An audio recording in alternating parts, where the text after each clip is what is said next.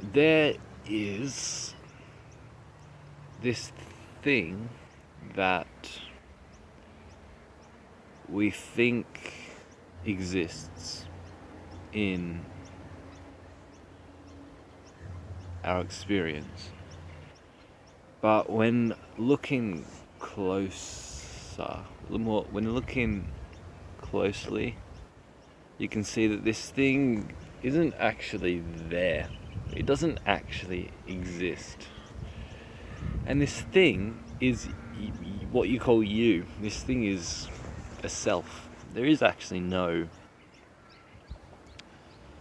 there is no experiencer of experience, which sounds very false. It sounds very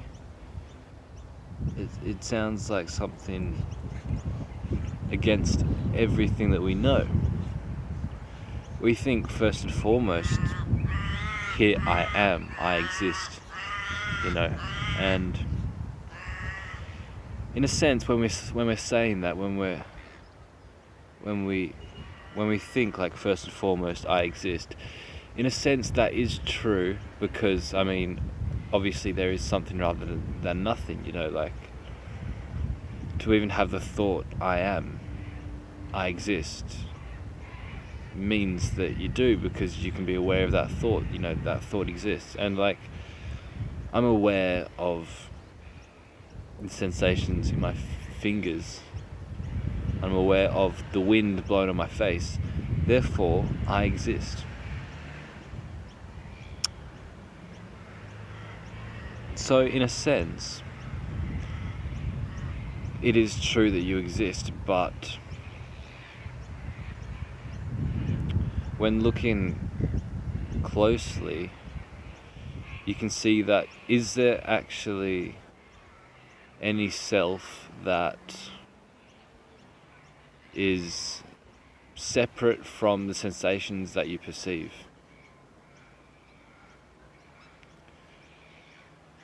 Is there a self that knows and experiences and perceives the wind blowing on your face?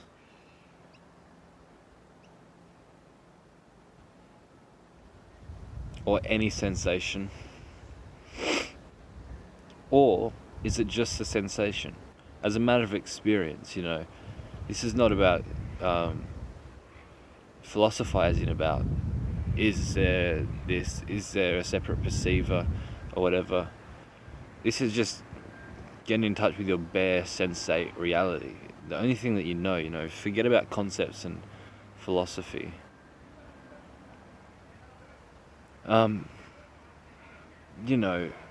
Look at experience.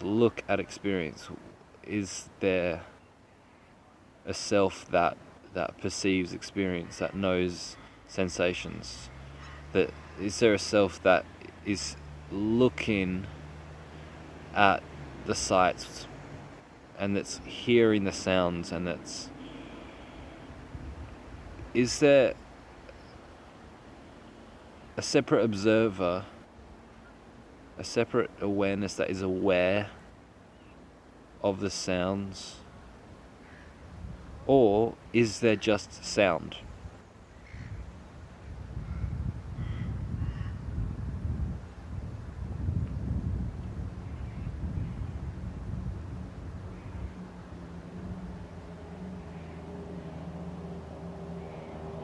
And where's that sound coming from? As a matter of experience, like, this is not about intellectualizing about stuff.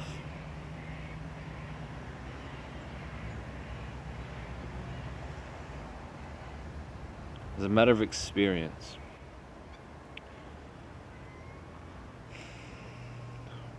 where is the sound? Well, it's an experience. You can't really say where sound is. All you can say is that sound is happening.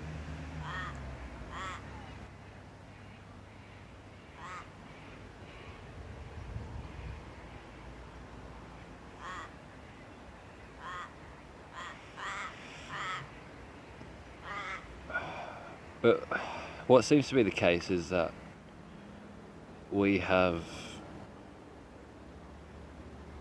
fabricated this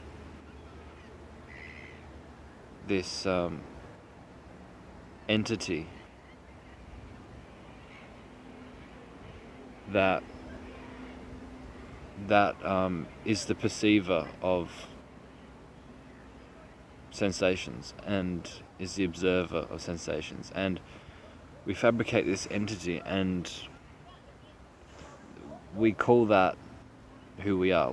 We identify with this fabricated center of experience.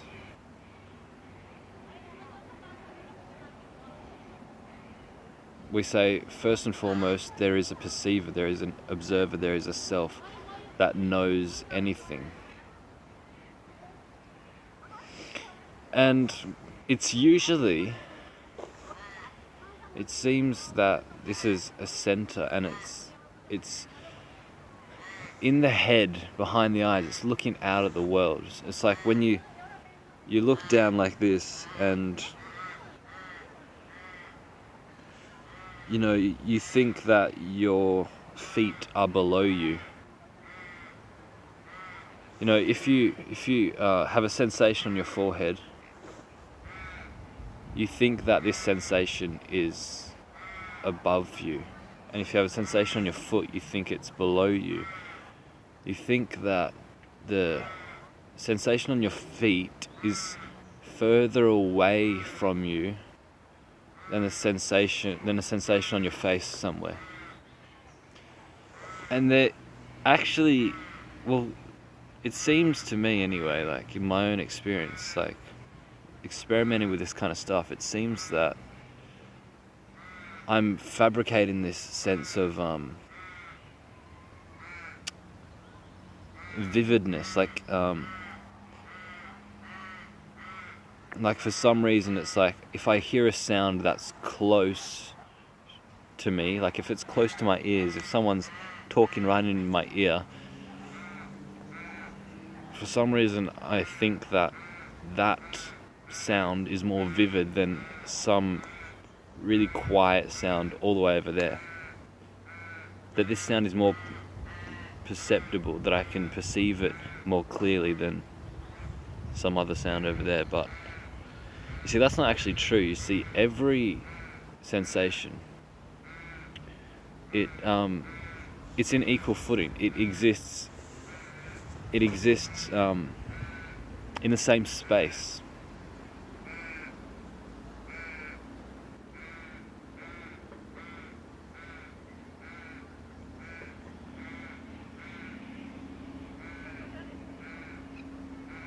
Like my hand here, if I look at my hand isn't actually any closer to me than the stuff over there, the trees and houses over there.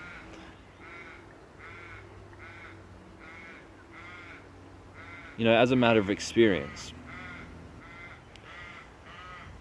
An example of this is like if you put on a VR headset, there is this illusion of depth. It's like, here is something in front of me, and then over there, like these hills that are in the game, this VR headset game. But see, that's an illusion. You know it's an illusion. It's just a blank screen, right? There's just pixels on a screen. It's just this flat screen in which you're looking at, but there is an illusion of depth. But it doesn't actually exist. It's an illusion, right? And it's the same for experience. Like, what is actually the difference between your day-to-day experience? What's the difference between what you see in your moment-to-moment experience versus what you see when you put on a VR headset?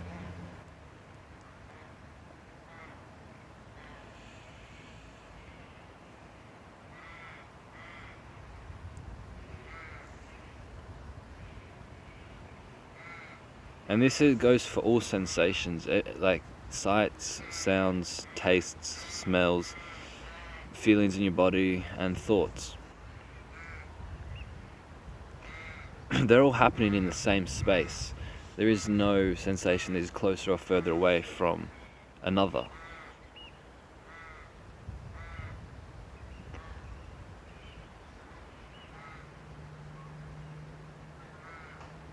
See, the sound of my voice is no closer to me than the sound of the cars or the birds in the background.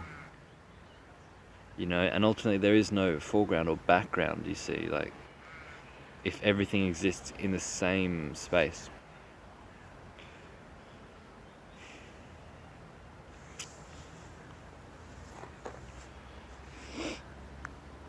I'm just getting some thoughts across here.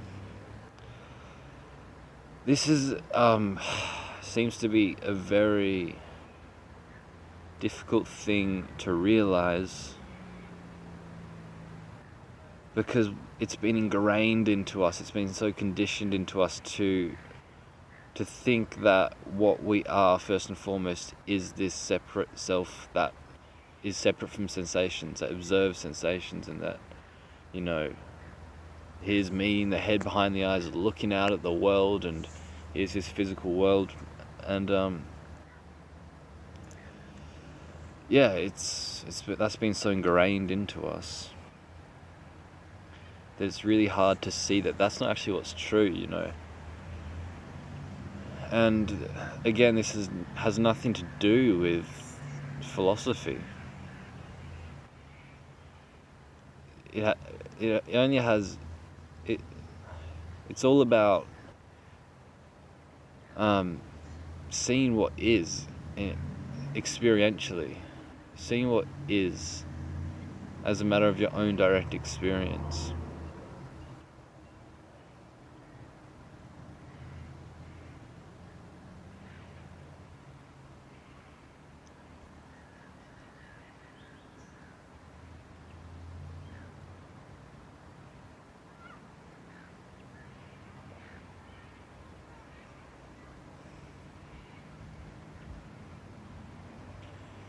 So this is something that's very hard to do. It's something that's hard to realize.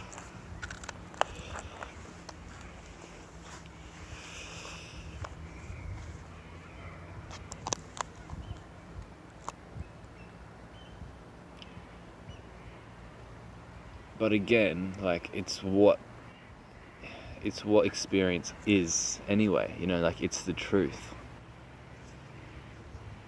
It's what is already. So what's happening here is that nothing is being constructed, no perception is being gained, or no new skill set really is being developed.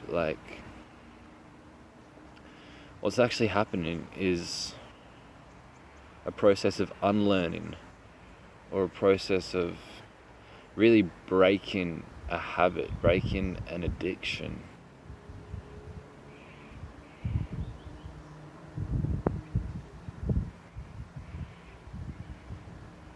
It's breaking a misperception.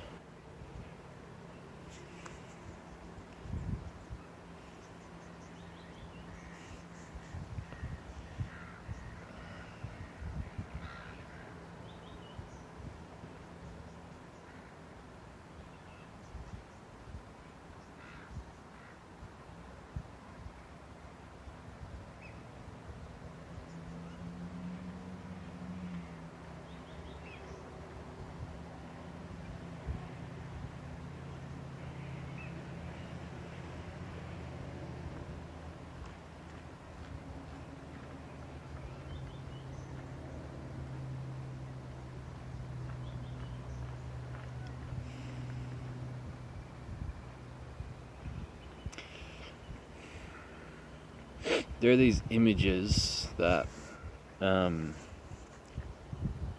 can see two things within it. Like, there's an image where you can perceive it from one angle where it looks like an old lady, and if you perceive it from another angle, it looks like a young lady. Or there's that image that you can perceive it from one angle, and it's two faces, or it's this vase or goblet or whatever. And you can only perceive one or the other. You can't perceive both at the same time. But really, really, it's just two colors. I mean, that's all that there is. Like, it's just black and white, and your mind's fabricating it. Your mind's choosing to see this. Another example is, you could be walking down a road, and it's getting dark, and you see this snake on the road, and you start freaking out, and you're like, oh. But as you get closer to it, you realize that it was just a bit of rope, and there was no snake in the first place. But you started freaking out, right? So this is basically the same kind of thing with a self. We just assume that there is a self because we are basically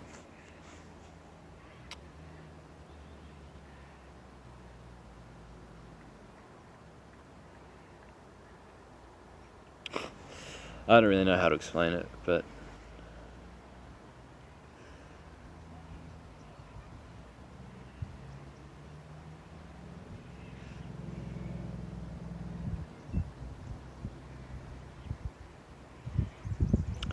maybe that wasn't a great metaphor for what I'm trying to say here, but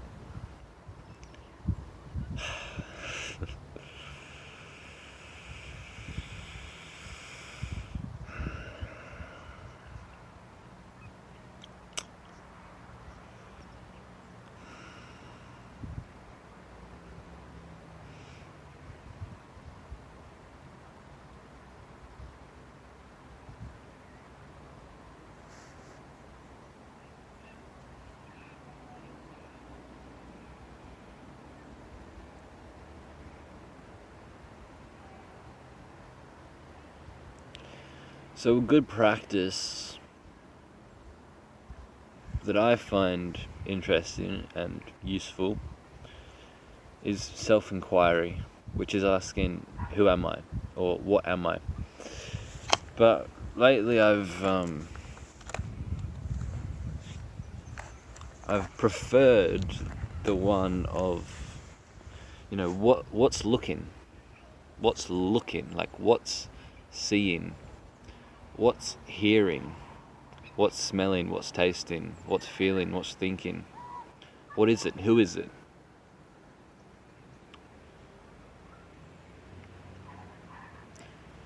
And that takes you to a place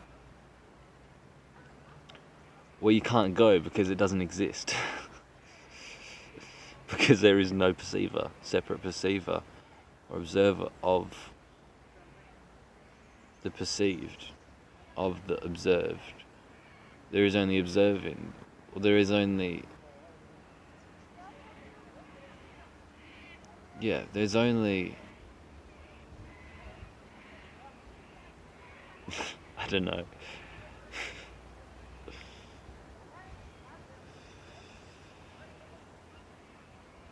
So you say, like, ask yourself, what's looking?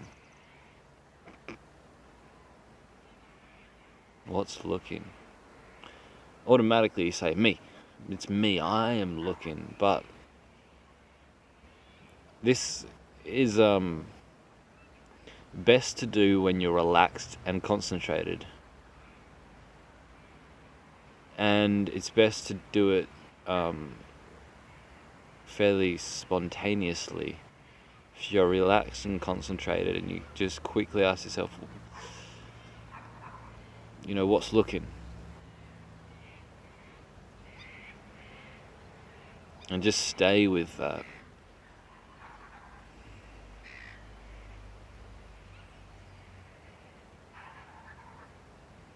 Who's looking?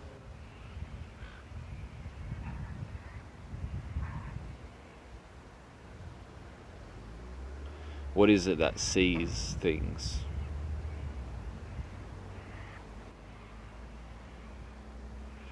And it can kind of like cause this like profound shift, and you just realize, like, holy fuck, like there's something like rather than nothing. Like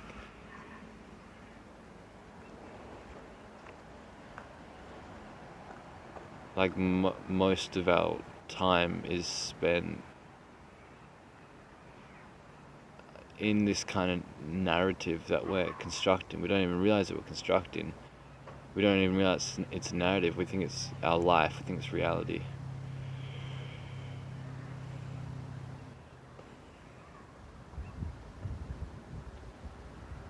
And we're we're completely oblivious to the fact that, like, you exist. Like, to the fact that, existence exists. Like, there is something here.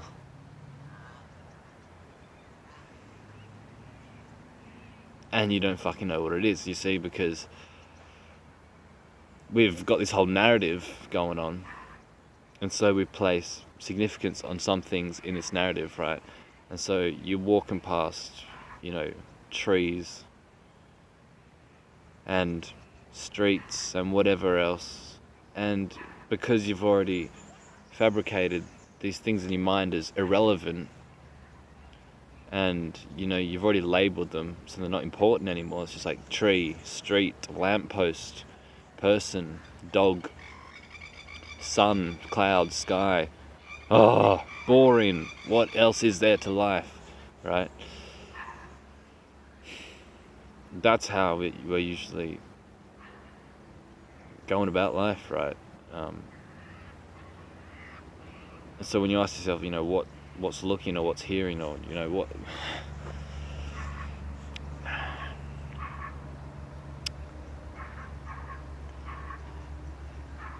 yeah, like that narrative kind of breaks down just for a split second, and everything's kind of beautiful,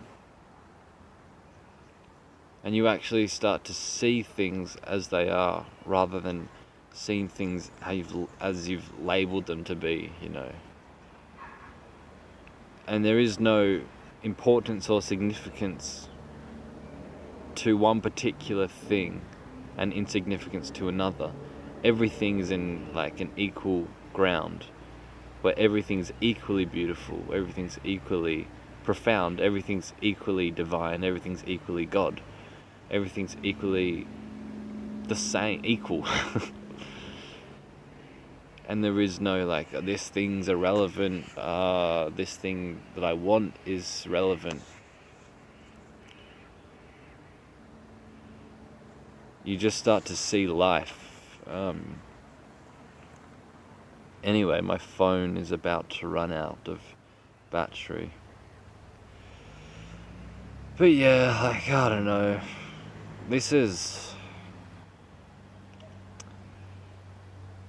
I get kind of discouraged sometimes because I've been fucking making these videos for a few years now, really, and I've been thinking about all this shit, and I've been trying to meditate and glimpse this and lock it in, but it's just, I don't know, man, like,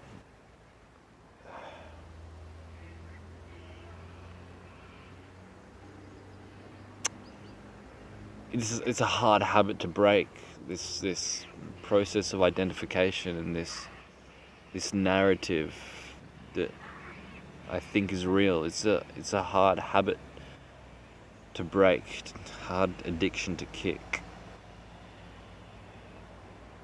Especially hard when I don't even know it's a habit or an addiction. Like, most people don't know it. Like, I don't know it most of the time either. And it's like, so it's, yeah. And I keep finding excuses to not meditate, keep finding excuses to not inquire into what this is, and I keep suffering because of that, because I keep living in this lie. And, but anyway, the search continues.